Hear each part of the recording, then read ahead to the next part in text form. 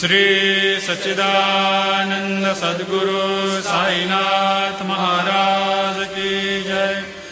जोडूनिया कर चरणी ठेविला माथा, परिसावी विनंती माझी पंढरीनाथा।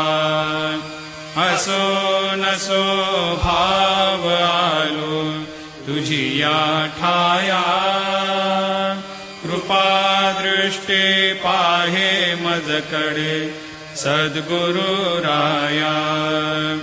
अखंडित सावे ऐसे वाटते पायी, सांडोनी संकोच ठाव थोडासा देई।